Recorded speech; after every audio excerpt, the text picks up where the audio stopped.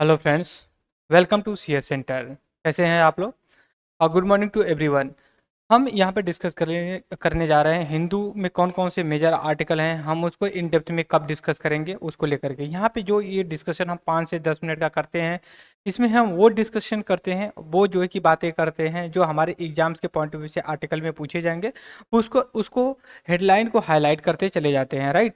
सबसे पहले हम यहाँ पे आते हैं, अपने आर्टिकल्स को देख लेते हैं शॉर्ट में कौन कौन सा आर्टिकल हम जो कि डिटेल में डिस्कस करने वाले हैं। सबसे पहले अगर मैं यहाँ पे बात करूँ दोस्तों, अभी देखिए ये जो मणिपुर में क्लैश हुआ था उसको लेकर के वहाँ के जो ITLF के जो लीडर हैं, ILF का मतलब बता देता हूँ मैं,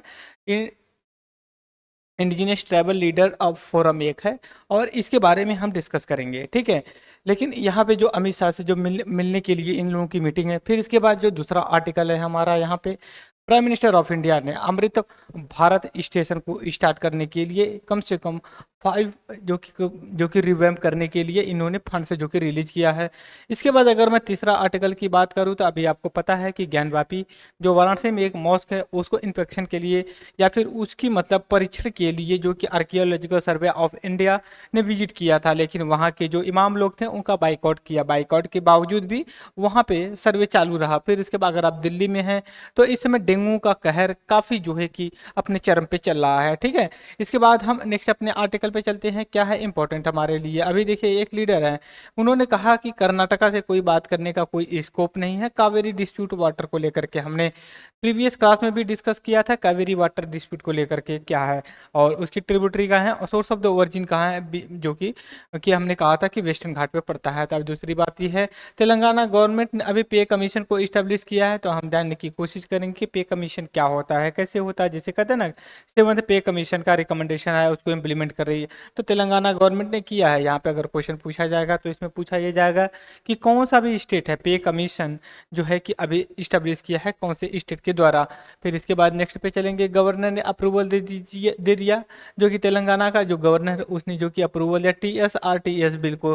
तो हमारे लिए ये इंपॉर्टेंट है, ऑफिस ऑफ गवर्नर किस तरह से काम करता है। Office office of governor governor दोस्तों, ठीक है, राज्यपाल का कार्यालय है, कैसे काम करता है उसके बारे में हम डिस्कस करेंगे।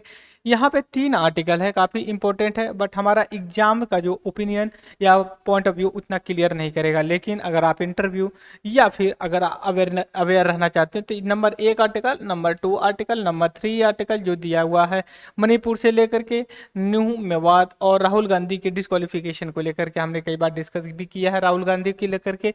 लेकिन हम यहाँ पे इसको एक अलग पॉइंट ऑफ व्यू से डिस्कस करेंगे, इनकी इनकी जो वीडियो बने।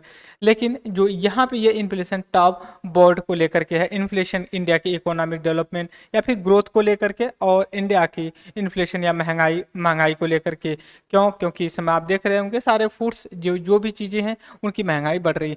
काफ़ी इंपॉर्टेंट आर्टिकल नेक्स्ट है हमारा, ब्यूरोक्रेसी प्रोसिक्यूटर एंड जज। यहाँ पे ये बात कर रहे हैं जो IAS लोग होते हैं, अब जो आप लोग जब IAS बनेंगे उसके कॉन्टेक्स्ट में ये बात करें वो किस तरह से रोल प्ले करते हैं।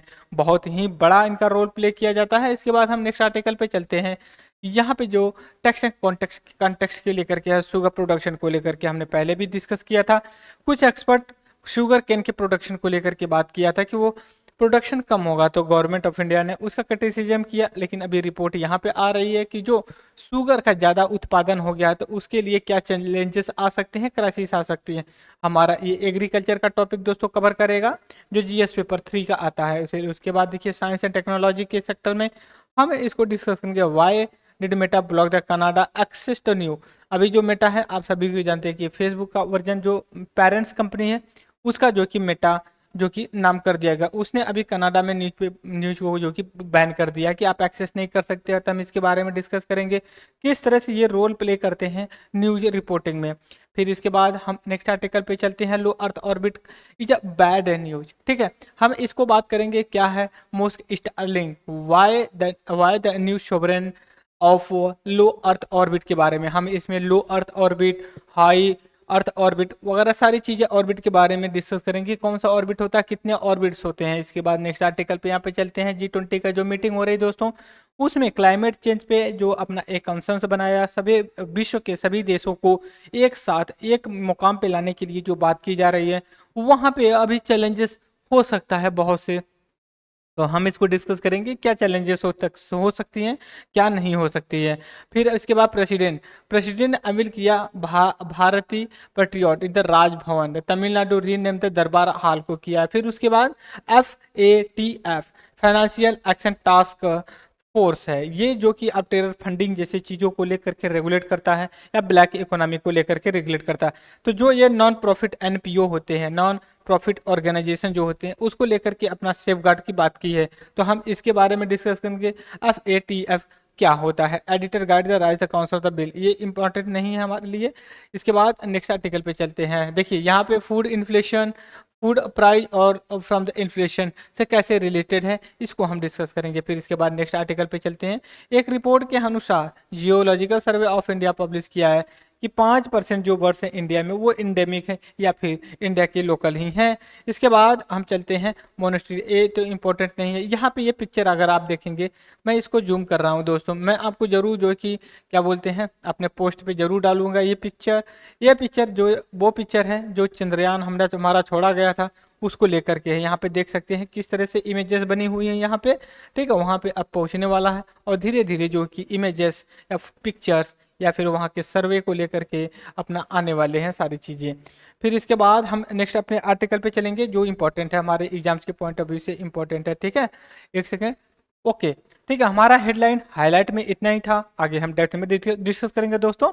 आखिर कोई क्वेरी और कोई डाउट्स हो तो कमेंट बॉक्स में जरूर है। Thank you very much discussion दोस्त।